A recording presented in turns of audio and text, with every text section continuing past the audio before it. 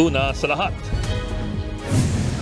lalaki sa Parañaque, hinabol ng isang rider saka pinagbabaril. Ang nakahandusay na biktima, binalikan pa at binaril muli ng 5 beses. Isa pang pamamaril, lalaking nanloob sa bahay ng isang retiradong Navy sa Las Piñas, nakipagbarilan naman sa mga pulis. Ang suspect patay. Ang buong detalye ng mga krimeng yan, abangan maya-maya lamang. Magandang gabi, Pilipinas. Sa Frontline tonight. Pinakabagong panghaharas ng China sa Ayungin Shoal, may tuturing na umunong armed attack ayon sa isang maritime security expert. Pero iba naman ang tingin ng isang dating maestrado dahil palakol at kutsilyo lang ang ginamit ng mga Chinese. Mga panawagan online para maging bagong DepEd Secretary si dating Vice President Leni Robredo, trending. Pero si Robredo, may iba na raw plano. Video ng pagpapasabog sa barkong may sakay ng mga Pilipinong seaman inilabas sa mga rebelding Houthi. Isa sa mga tripulanting Pilipino hindi pa rin nahahanap. Rider na nakauniformeng pulis, tinakasan ang nanitang enforcer sa EDSA busway. Isang pares ng medyas na may lamang 1 milyong pisong halaga ng dollar bills na wales ng isang tagalinis na naiya. At sa showbiz tonight, Paulo Contis in-unfollow na si Ian Santos sa Instagram.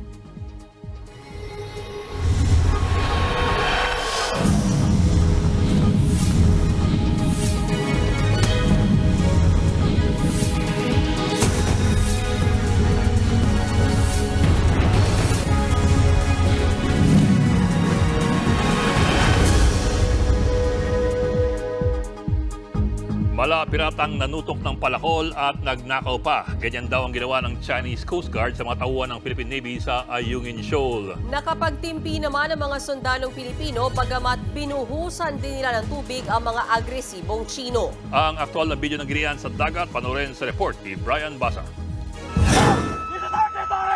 Yan ang sigaw at ipinaglaban ng mga sundalo ng Philippine Navy nang salakayin sila ng China Coast Guard sa Ayungin Shoal nitong Lunes. Pinalibutan at inipit ng mga Chino ang rigid-hulled inflatable boat ng Philippine Navy. Armado rin ng mga palakol at kutsilyo ang mga Chinese. Gumanti naman ang ating mga sundalo at binuhusan nila ng tubig ang mga Chino. Ang isa sa mga binuhusan, tila ibinaling sa rubber boat ang galit at binutas ito gamit ang dala niyang patalim. Ang iba nating bangka, pinagbubutas din ng China. Itinali rin ng mga Chinese ang kanilang bangka sa rubber boat ng mga Pinoy.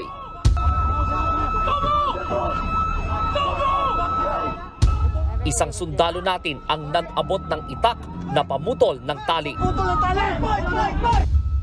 Hindi pa riyan natapos ang panghaharas ng China. Ang isang ito sa pool sa video na may ninakaw na supply sa ating rubber boat. Meron ding nakunang nambabato. Sa gitna ng girian, nirespondihan ng isang sundalo si Seaman First Class Underwater Operator Jeffrey Facundo na naputulan ng daliri matapos maipit sa rubber boat nang bigla silang banggain ng China Coast Guard. Kita rin ang usok galing sa binato sa kanilang tear gas ng China. Isa ring speedboat ang pinang-araro sa mga Pilipinong sundalo. This barbaric, this piracy, they are thieves. This illegal, coercive, aggressive, and deceptive actions of China does not reflect the intention of their country to be a global power. Other countries have to be wary of this. Sa kabila ng marahas na aksyon ng China, pinairal pa rin ng Philippine Navy ang pagtitimpi para hindi na lumala ang gulo. Nagbabalita mula sa Frontline, Brian Basa, News 5. Maituturing na umunong armed attack ang pinakabagong panghaharas ng China sa Ayungin Shoal ayon po sa isang maritime security expert. Pero iba naman ang pananaw rito ng isang dating maestrado ng Korte Suprema kaya't hindi pa raw may papairal ang Mutual Defense Treaty ng Pilipinas at ng Amerika. Nasa frontline na balitang yan si Elaine Pulhencio.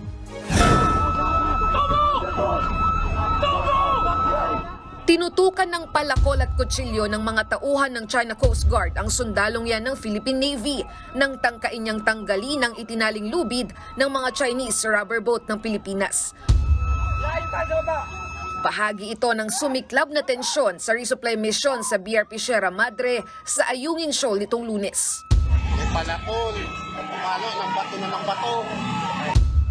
Binutas din ng mga Chinese ang rigid inflatable boat na ito ng Philippine Navy na nakadaong sa gilid ng BRP Sierra Madre.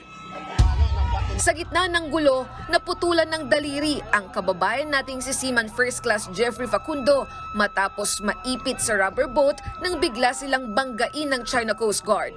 Para sa maritime security expert na si Ray Powell, maituturing ng armed attack ang mga ginawang ito ng China sa Pilipinas. The Chinese soldiers were clearly armed. Just because they didn't shoot weapons doesn't mean they weren't armed, and it was certainly an attack.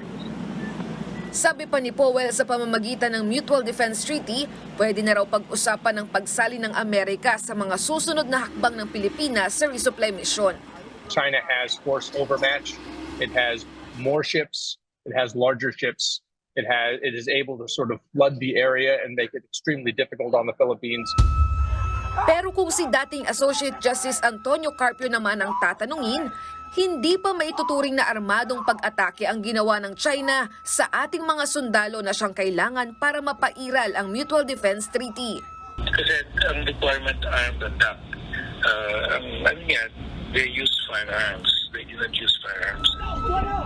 Pero maituturing daw na escalation ang mga bagong aksyon ng China. Pag kumagat tayo, mas ang firepower nila mas malakas eh. So, dapat we'll try to not to fall for their bait, no? Basta maka-resupply tayo, okay tayo. Sa gitna ng mas tumitinding tensyon, nag-usap na sina Foreign Affairs Secretary Enrique Manalo at US Secretary of State Anthony Blinken. Ayon kay Blinken, sinisira raw ng China ang kapayapaan at kaayusan sa rehiyon sa ilalim ng Mutual Defense Treaty. Kinundi na rin ng Taiwan ang ginawa ng China. Hindi raw nila kinukonsinti ang anumang klase ng karahasan, kaya nananawagan sila na lutasin ang problema sa mapayapang paraan. Maliban sa Taiwan, nakisimpatya rin sa Pilipinas ang Japan Self-Defense Forces kaugnay ng panibagong tensyon sa Ayungin Shoal. Palalakasin pa raw ng Japan ang alyansa sa ating bansa. Ikinaalarma na rin ito ng Senado kaya humiling si Senate President Cheese Escudero sa Department of Foreign Affairs na magkaroon ng pagpupulong at para malaman ng Senado kung ano na ang mga ginagawa nating hakbang tungkol dito. Hinikayat na rin ni Senator Tolentino si Pangulong Bongbong Marcos na magpatawag ng pulong kasama ang National Security Council. Yung definition siguro ng armed attack pursuant to that Mutual Defense Treaty would have to be studied first. At siguro ito yung dapat iaral ng National Security Council. Nagbabalita mula sa Frontline, Elaine Fulgencio, News 5. Nagsagawa naman ang pagsasanay ang mga sundalong Pilipino at Amerikano sa Ternate, Cavite bilang paghahanda sa pagtatanggol sa ating teritoryo. Pero wala raw itong kinalaman sa pinakahuling pangaharas ng China sa Ayungin Shoal. Nasa Frontline ng balitang yan si Gio Robles.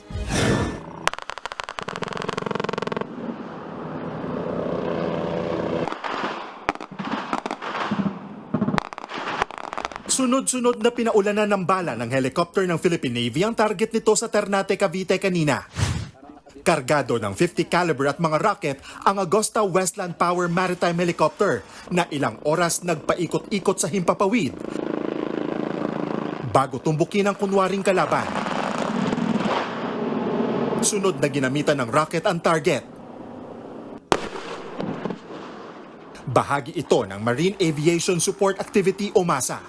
Bukod sa aerial naval asset, may nakabantay rin na tropa ng Marines at snipers na nakadeploy sa bulubunduking bahagi ng kampo. It focuses on enhancing the capabilities, developing interoperability, and strengthening coordination by using the aviation assets for air and ground operations. Observers naman ang mga kinatawan mula sa Estados Unidos sa pagsasanay ng mga Pilipinong sundalo. Ito ang unang pagkakataong nagpalipad ng drone o isang uri ng unarmed surveillance and reconnaissance aerial system sa masa na ginagamit ng militar sa intelligence operations nito. Isa rin sa highlights ng masa ang paghahanda ng Marines at Navy forces sa territorial defense ng Pilipinas. We aim to be prepared for future challenges and for us to deliver our mandate or to fulfill our mandate for the security of the nation or for the territorial integrity and sovereignty. Nilinaw naman ng Philippine Marine Corps na hindi tugon ng masa sa panibagong tensyon sa Ayungin Shoal nitong June 17. It is part of our preparation but it is not considered as yung naganap doon sa Palawan. Naplano ito last year pa. So, as I said, MASA is all about using the aviation assets. Sa June 22, formal na magtatapos ang masa. Nagbabalita mula sa Frontline, Gio Robles, News 5. Kambyo tayo sa ibang balita. Binisita ngayong gabi ni Interior Secretary Ben Hurabalos at PNP Chief Romel Marbil ang dalawang pulis na nasugatan sa nangyaring engkwentro sa Las Piñas. Napatay ng mga pulis ang gunman na tinangkang magnakaw sa bahay ng isang retiradong Navy. Nasa frontline na balitang yan si Gary Leon, exclusive. Bumaba mula sa sasakyan ng tatlong lalaking ito sa isang bahagi ng Las Piñas kaninang tanghali. Mga pulis sila na miyembro ng SWAT. Rumuspondi sila sa lugar para hulihin ang isang armadong lalaki. Ilan saglit pa, nagtakbuhan ng mga pulis matapos silang paputukan ng target. Tumagal na ilang segundo ang engkwentro hanggang sa makikitang paika-ika na ang isa sa mga pulis na tinamaan ng bala. Hindi na nakita sa CCTV pero nabaril ng mga pulis ang suspect na agad nitong ikinasawi. Dalawa naman ang sugatan sa mga pulis. Sa investigasyon ng Las Piñas Police, pinasok ng lalaki ang bahay ng isang retired Navy personnel para pagnakawan. Pero nakita siya ng Navy personnel at kumuha ito ng baril. Pero sa bilis ng lalaki, naagaw niya ang baril at agad tumakas. Nakunan pa sa CCTV ang unang pagtakas ng lalaki, dala ang ninakaw na baril bago makaengkwentro ang SWAT. Una na pala siyang naharang ng gwardiya ng subdivision. Sabi ko, sa anong gagawin mo dito? Biglang tumawid ng bakod. Sabi ko, bakit may baril ka? Binaril kami yun, tagilid sa sakyan na yan. Nakipaglaban pa ang gwardiya sa suspect pero nakatakbo rin ito palayo. Pinasok pa ng lalaki ang isang tindahan sa lugar para makapagtago. Hanggang sa tumawag na ng mga pulis ang mga residente. 3 sasakyan din ang tinamaan sa pamamaril ng suspect. Ngayong gabi, binisita ni DILG Secretary Ben Hurabalos at PNP Chief Romel Marbil ang dalawang pulis na sugatan sa engkwentro. Nagpapagaling na sila sa Las Piñas Doctors Hospital. Tumanggap ng parangal ang mga sugatang pulis. Patuloy namang inaalam pagkakakinanlan ng nasawing gunman. Nagbabalita mula sa Frontline, Gary De Leon, News 5. Hula at panahon naman tayo, posible po nating maranasan ng mahinang La Nina sa kalagitnaan ng Agosto. Ayon sa PAGASA, nasa 65% pa ang posibilidad na mangyari ito. Mas matinding pagulan at pagbaha ang epekto ng La Nina. Sa ngayon, habagat at localized thunderstorms ang nagpapaulan sa bansa. Dala po niya ng maulang hapon sa Zambales, Bataan, Calabarzon, Bicol at Metro Manila. May chance rin ng localized thunderstorms simula tanghali sa Ilocos Region. Buong araw naman magiging maulan sa Palawan. Posibleng maging maulan sa Western Visayas, Negros at sa Cebu. Mas malakas na ulan naman ang mararanasan sa tanghali sa Zamboanga at sa hapon naman sa Caraga at Davao del Norte. Nananawagan ng Department of Agriculture sa mga mamimili na sundin ang limit sa pagbili ng 29 pesos na bigas sa Kadiwa stores. Nasa trial sale ngayon ang Bigas 29 program para sa mga miyembro ng 4Ps, PWD, solo parents at senior citizen. Hanggang 10 kilo lang kada buwan ang pwedeng bilhin ng bawat isang tao. Pero napag-alaman daw ng DA na may mga nagpapabalik-balik sa pila para makabili ng mas maraming murang bigas na kanila namang ibinibenta. Mungkahin ng DA sa Kadiwa stores, videohan ang mga namimili para makita kung sino ang umuulit sa pila. Sa Metro Manila pa lang muna ibinibenta ang 29 pesos na bigas bago ito tuluyang ipatupad sa buong bansa. Gusto natin mas maraming makinabang dito sa Bigas 29 program natin. So kung merong mga ilan na nagdodoble, so it will deprive other families of the same cheaper rice. Mga kapatid, Ed Lingao po, nasa Estados Unidos, Canada o saan mang dako ka ng mundo, manatiling may alam at may pakialam sa mga mainit na balita dito sa ating bansa. Simulan natin ang bawat araw sa tuloy-tuloy na balita sa Frontline. Mag-follow at mag-subscribe sa social media pages ng News 5.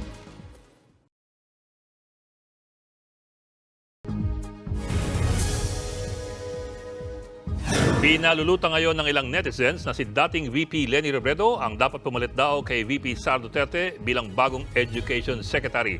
Pero ayon sa isang kapatido ni Robredo, tatakbong mayor ng Naga City ang dating vice. Nasa frontline na balitang yan si Marlon Enriquez. Let Leni lead as DepEd Secretary. Naglabasan online ang panawagang ito ng ilang netizens matapos mabakante ang posisyon dahil sa pagbibitiw ni Vice President Sara Duterte.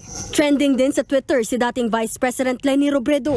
Ayon sa mga netizens, si Robredo dapat ang maging susunod na DepEd Secretary dahil sa kanyang magandang plataporma noon sa edukasyon. Pero ayon kay Albay Representative at Liberal Party President Edsel Lagman, hindi sila umaasang iaalok ni Pangulong Bongbong Marcos sa katunggalingan noong nakaraang eleksyon ang pagiging bagong DepEd Secretary. Pero kung sakali man, pag-aaralan daw nila ito. Sa ngayon, ayon kay Lagman, may plano na si Robredo para sa susunod na eleksyon. Ang last namin na pag-uusap ay siya ay tatakbo as mayor ng Naga City upang ipagpatuloy ang programa ng kanyang late husband. At siya naman ay sasama sa national campaign para sa senatorial slate ng Liberal Party at ang mga kaalyansa ng Liberal Party. Tinabla rin ni Lagman ang sinabi ni dating presidential spokesperson Harry Roque na si VP Sara ang bagong leader ng oposisyon. Giit niya, Liberal Party pa rin ang tunay na oposisyon dahil isinusulong nila ang mabuting pamamalakad sa gobyerno, demokrasya, karapatang pantao at paglaban sa diktadurya. Hindi raw tulad ni VP Sara. Para rin sa Makabayan Bloc, hindi pwedeng ituring na oposisyon si VP Sara, lalo't tikom ang kanyang bibig sa ilang mahalagang isyong kinaharap ng bansa. Saan banda? Hindi natin siya pwedeng makonsider as opposition dahil bahagi pa rin siya ng mga nagaharing uri sa ating lipunan na talagang nagpapahirap sa ating bayan. Dagdag pa ng Gabriela Party List, ang tunay na oposisyon, wala dapat bahid ng korupsyon. Kapag 11 days, confidential funds ginamit mo, diba, corruption yun eh. So, kailangan po malinis yung record. Second, nagsusulong ng karapatang pantao. So, doon palang bagsak na. Diba? Red tagger pa, ang daming mga issues. Nagbabalita mula sa Frontline, Marian Enriquez, News 5. Kasunod ng patutsyada ni Davao City Mayor Baste Duterte tungkol sa umano'y pananahimik ni Senator Bongo sa mga issue ng lungsod. Nag-Facebook Live si Go kasama mismo si dating Pangulong Rodrigo Duterte. Nasa frontline ng balitang yan si Brian Basa. Sa mga nagpapakalat ng merong masamang balita kay former President Duterte, hindi po yun totoo. He is alive and kicking at binabati kayo. Yan ang bungad ni Senator Bongo sa kanyang Facebook live stream kaninang umaga. Personal na dinalaw ni Go si dating Pangulong Rodrigo Duterte sa kanyang bahay sa Davao City para pabulaanan ang mga kumakalat umanong balitang patay na ang dating Pangulo. Alam mo, matanda na ako. Huwag kayong magtaka kung mamamatay ako. Mas mabuti pang magtanong bakit pa buhay pa yan. Bakit tayo na magpahinga, matanda na? Tiniyak naman ng senador na long-time aide ni Duterte na hindi niya pababayaan ang dating Pangulo. Ako naman in my own small personal capacity, ang commitment ko sa kanya, lalo na sa kanyang medical, hanggang kamatayan po ang aking commitment sa kanya at mahal na mahal ko po siya. At ang lagi raw paalala sa kanya ni Duterte. Pinaka-advise ko, gawin mo lang kung ano yung tama. alam mo dito, pati dito, kung ano ang tama. Tinapos nila ang live video sa trademark ni Duterte na kamao o fist sign. Nangyari yan ilang araw matapos banatan si Go ng anak ng dating Pangulo na si Davao City Mayor Baste Duterte. Ikaw, Bongo, kumpare ta ka. Pero kung alam ko lang pala na magkakaganito, yung mga tao, yung nagboto, kami mga Dabawin nyo, kung alam ko lang na ganito lang pala yung gagawin mo, sana hindi na lang. Nag-ugat ang birada ng alkalde kay Go dahil sa hindi pagdalo ng senador sa mga rally ng pamilya Duterte. Sagot naman dyan ni Go na iintindihan daw niya ang saloobin ni Mayor Baste. Tinutulungan pa rin daw niya si dating Pangulong Duterte. Pero pagseserbisyo raw ang inuuna ni Go na siya umunong habilin at natutuhan niya mula mismo sa dating Pangulo. Nagbabalita mula sa Frontline, Brian Basa, News 5. Ipinag-utos na ang pagpapadeport sa ilang dayuhang dinampot sa sinalakay na Pogo Hub sa Porac, Pampanga. Ayon sa Presidential Anti-Organized Crime Commission, posibleng 151 dayuhan ang ipadeport. Kabilang dyan ang ilang Chinese, Vietnamese, Malaysian at Burmese. Maiiwan daw sa bansa ang mga may kinakaharap na kaso at mga biktima ng torture at kidnapping. Bukas naman magsasampa ng kaso sa Department of Justice ang PAOCC o PAOK laban kay Bamban Mayor Alice Go. Paglabag sa Trafficking in Persons Act ang haharapin ng alkalde kaugnay ng Pogo Hub raid sa Bamban.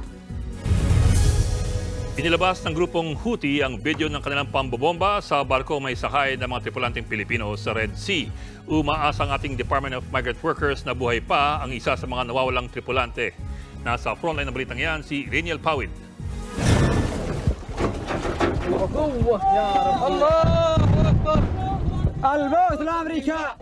Ito ang aktual na pambobomba sa MV Tutor habang naglalayag sa Red Sea nitong June 12. Ang video na yan ngayon lang inilabas ng Houthi, ang rebeldeng grupong umatake sa naturang barko. Makikita kung paanong pinasabog ang harapan ng MV Tutor. Gayon din ang gitnang bahagi nito. Sakay ng barkong yan ang 22 Pilipinong tripulante. Isa sa kanila ang nawawala hanggang ngayon. Umaasa pa rin ang ating Department of Migrant Workers na buhay pa ang ating kababayan. We cannot officially confirm his death or his passing. He is missing. And as I said, we continue to provide support to the family. Sa kabila niyan, aminado ang DMW na magiging mahirap ang salvaging and search operations lalo't lumubog na ang inataking barko. Napakatibay ang sistema ng... Kahapon, nagtungo sa Overseas Workers Welfare Administration Office ang 3 anak at kapatid ng nawawalang Pinoy seafarer.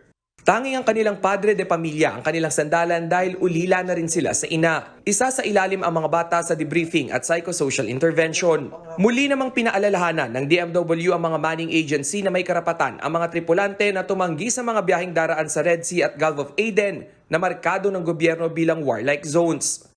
Sa ngayon, 78 Pinoy seafarers na ang tumangging maglayag sa mga nabanggit na lugar. Kahit umayaw silang maglayag, mananatili pa rin buo ang kanilang sahod. Bukod dyan, pinapaigting na rin ng DMW ang pagbabantay ng mga manning agency sa mga barkong daraan sa warlike zones. Nagbabalita mula sa Frontline, Reniel Pawid, News 5. Samantala, balikan natin ang ulat kaugnay ng lalaking pinatay habang kumakain sa isang karinderya sa Parañaque City. Nasa frontline ng balitang yan si Brian Basa. Kumakain ang lalaking ito sa isang karinderya sa barangay Don Bosco, Parañaque City, pasado alas 7 kaninang umaga. Ilang saglit pa, may biglang dumating na 2 rider. Pagbaba ng isa, napatakbo ang lalaki. Hinabol siya ng isa sa mga rider at nang magpang-abot ang 2 sa pedestrian lane. Pinagbabaril ng rider ang lalaki. Pagsakay ng gunman sa motor, lumapit naman ang isa pang rider sa nakabulagtang biktima. Pinaputukan pa niya ng 5 beses ang lalaki. Matapos ang pamamaril, sumibat na ang 2 salarin. Dead on the spot ang 39 anyos na biktima. Ayon sa mga pulis, dumaan pa Bikutan Interchange ang mga gunman. Kalaunan, naaresto rin agad ang dalawa sa follow-up operation ng mga pulis. Ang isa sa kanila, miyembro umano ng Sige-Sige Sputnik Gang. Kumpiskado ang armas ng mga sospek, kabilang ang kalibre 45 baril, mga bala at iba't ibang klaseng patalim. Nakuha rin ang helmet at motor ng isa sa mga sospek. Onsehan sa droga ang tinitingnang motibo sa krimen. Nahaharap sa patong-patong na reklamo ang mga namaril, kabilang ang murder, paglabag sa Comprehensive Firearms and Ammunition Regulation Act at iligal na pagdadala ng patalim. Naglabas naman ng pahayag ang Southern Police District na babahala raw ang pulis sa mga nangyayaring pamamaril sa kanilang lugar, pero tiniyak nilang mananatiling prioridad ang pagpapanatili ng kaligtasan ng mga residente. Isolated case lang din daw ang mga nangyaring pamamaril. Gagawin daw nila ang lahat para mapanagot sa batas ang mga sangkot. Nagbabalita mula sa Frontline, Brian Basa, News 5. Mga kapatid, Mean Los Baños po. Nasa Europa o saan mang dako ka ng mundo, manatiling may alam at may pakialam sa mga maiinit na balita dito sa ating bansa. Simulan natin ang bawat araw sa tuloy-tuloy na balitaan sa Frontline. Mag-follow at mag-subscribe sa social media pages ng News 5.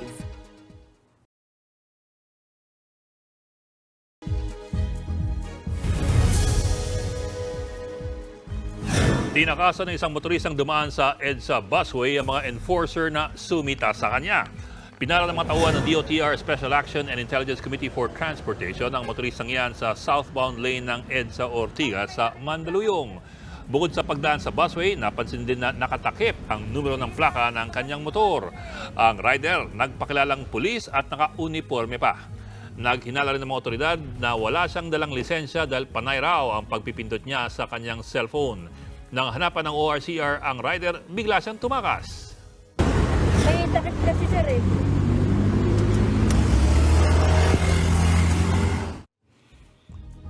Ayon sa ICT, nakuha na nila ang impormasyon ng rider at pinaghahanap na. Inaalam na rin kung totoong pulis ang naturang rider.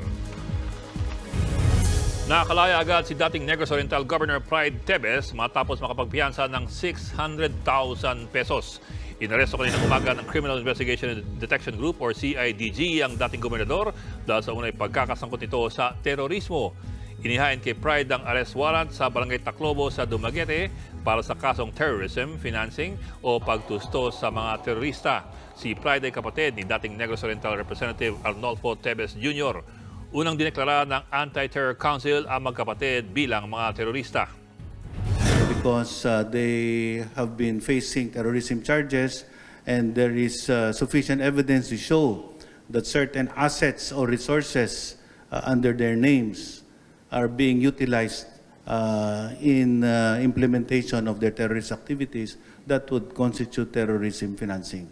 And therefore, they should be answerable for that. Tinatuwa naman ang naulilang misis ng pinaslang na si Negros Oriental Governor Roel Degamo ang pagkaka-aresto kay Pride Tebes. Hindi raw titigil ang alkalde hanggat hindi nakakamit ang hustisya. Pararangalan ng isang empleyado ng NAIA Terminal 3 dahil sa ipinamalas niyang katapatan. Isinauli niya sa Lost and Found section ang napulot niyang pares ng medyas na may lamang dollar bills. Kinilala ang honest janitress na si Rosalinda Celerio. Kwento niya, naglilinis siya kaninang madaling araw nang mawalis niya ang 2 puting medya sa ilalim ng upuan sa airport. Sinilip niya ang laman nito at tumambad ang cash na $18,800. Katumbas yan ng higit 1 milyong piso. Tinitignan na ng Manila International Airport Authority ang CCTV footage para matukoy kung sino ang may-ari ng medyas. Ikinatuwa naman ng agency ni Celiero ang ipinamalas itong katapatan. Nagpasalamat sila kay Celiero na magsisilbi umanong inspirasyon sa kanilang lahat. Sinabayan naman ng kilos protesta ang public hearing sa panukalang aumento sa sahod sa Metro Manila.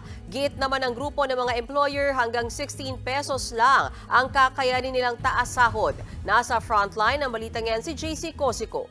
Isang sahod na nakabubuhay, hindi barya-barya.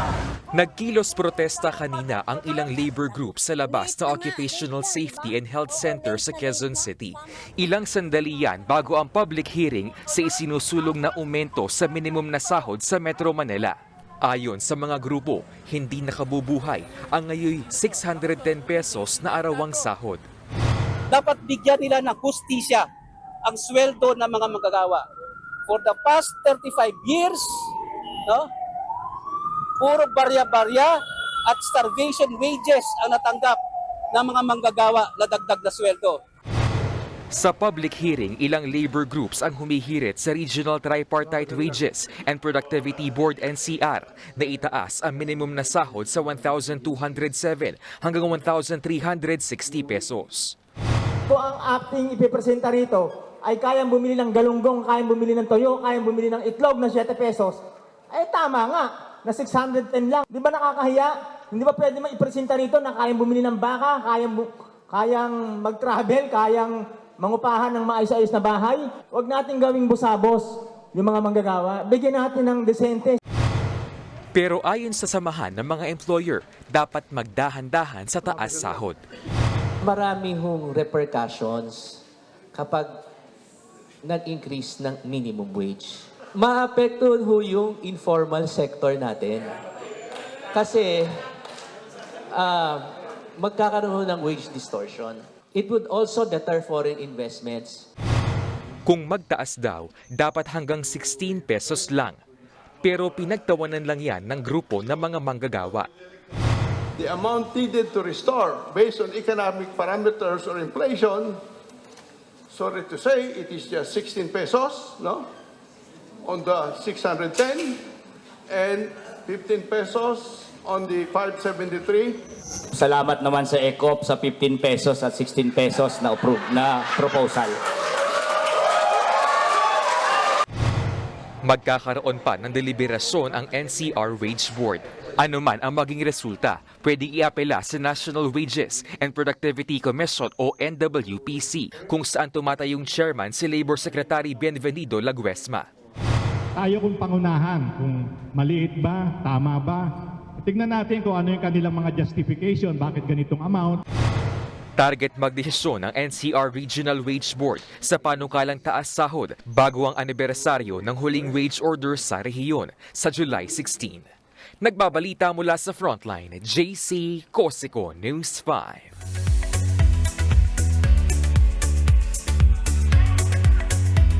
Naungkat na naman kung nag-break na nga ba sina Paulo Contis at Yen Santos. Napansin kasi ng netizens na in-unfollow ni Paulo si Yen sa Instagram. Yan at iba pang chika sa report na to. May napansin ang mga marites online tungkol kina Paulo Contis at Yen Santos. Sa Instagram ng aktor, makikitang 0 o wala na siyang fina-follow. Ibig sabihin, in-unfollow na rin niya si Yen. Bago yan, si Yen lang ang nasa following list ni Paulo. Kapansin-pansin din na naka-private na ang profile ng aktor. Dahil dyan, mas umugong ang usap-usapang hiwalay na nga ang dalawa. Last month lang nang umingay ang breakup rumors ng dalawa nang i-unfollow ni Yen si Paulo. Hanggang ngayon, wala pa rin kumpirmasyon si Paulo sa real score sa kanila ni Yen. January 2023 lang nang aminin ni Paulo ang relasyon nila ni Yen. Ang gusto raw ni Dominic ay Christian wedding. Kino-convince ni Dominic itong si Bea na mag-convert sa Christian. Ito ang bagong chika ng showbiz vlogger na si OG Diaz. Kung bakit umano naghiwalay sina Bea Alonzo at Dominic Roque. Wala pa daw sa kamalayan ni Bea yung mag-convert bilang Christian. So lumalabas ay hindi pa panahon para kay Bea daw na magpalit ng reliyon. Kaya na-call off nga yung wedding. Ayon pa raw sa source ni Mama Ogs, sinubukan ni Dominic na kumbinsihin muli si Bea na magkabalikan sila. Pero ang aktres na raw ang nag-decide na wag nang ituloy ang kasal. Bea, Dominic, totoo ba ito? Kasi mas magandang sa kanila na lang natin marinig, hindi ba? Yung katotohanan tungkol dito. Una nang sinabi ni Bea na hindi siya ang nakipag-break sa kanila ni Dominic. Ichinika ito ni OG Diaz matapos niyang maghain ng counter affidavit sa reklamong cyber libel na isinampa ni Bea. Diyan lang kayo mga kapatid dahil hindi pa tapos ang ating chikahan. Mga kapatid, Ed Lingao po, nasa Estados Unidos, Canada o saan mang dako ka ng mundo, manatiling may alam at may pakialam sa mga mainit na balita dito sa ating bansa. Simulan natin ang bawat araw sa tuloy-tuloy na balita sa Frontline. Mag-follow at mag-subscribe sa social media pages ng News 5.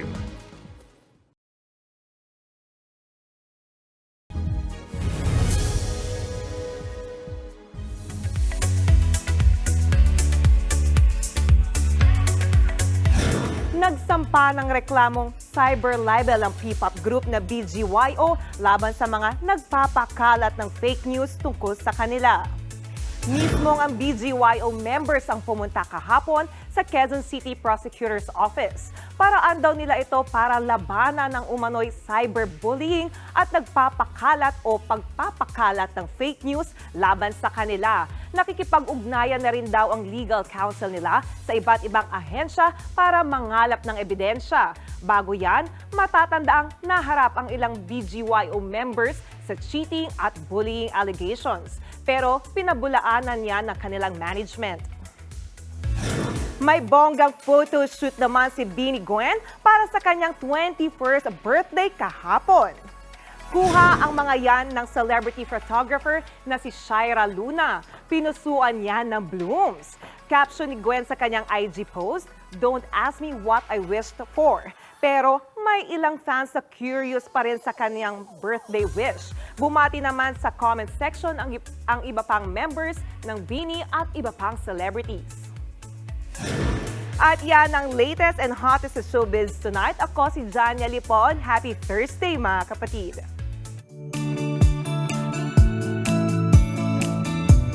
At para naman sa ating pabaong Pampa-Good Night, hindi lamang bus ang double-decker ngayon. Pati tricycle book, ginawa na rin ang second floor. Yan ang level up na tricycle sa Davao Oriental. Ayon sa mga gumawa nito, inspirasyon nila ang mga double-decker bus sa London. Kasya raw dito ang 6 na pasahero. Bawat nakakita napapalingon sa kakaibang tricycle. Higit 2 buwan daw ginawa ang double-decker trike. Nasa 100,000 pesos ang nagastos dito. Tasa, hindi rin naman daw ito balak ipamasada. Eh ano? Paano ka aakyat dun sa taas? Hindi ko rin alam eh. Kaya hindi siya balak ipamasada. Mama, para. Para! Pero maganda naman. Sobrang creative naman din nila.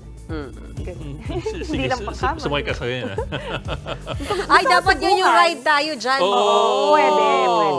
Ayan o. Ryan, no? Ikaw magmaneho. Oo. Pwede, marunong ako, Ikaw magmaneho, tapos packet dapat, tapos Ride kulilugin. tayo dyan. Kailangan kayo po yung nasa taas. Ay, hindi. Hindi. Huwag mo kami damay. Ride tayo Sa dyan, baba. paakyat ka. Ibang usapan. Kaya mo yan. Pasagada ka, gano'n. Yan po ang 45 minutos ng pagkimas panagong headlines. Balitan at diskusyon para sa paghubog ng matalinong opinyon. Kami yung kasangga sa pagbabalita. Ako po si Mehan Los Baños. Ako naman po si Ed Lingao. Magandang gabi.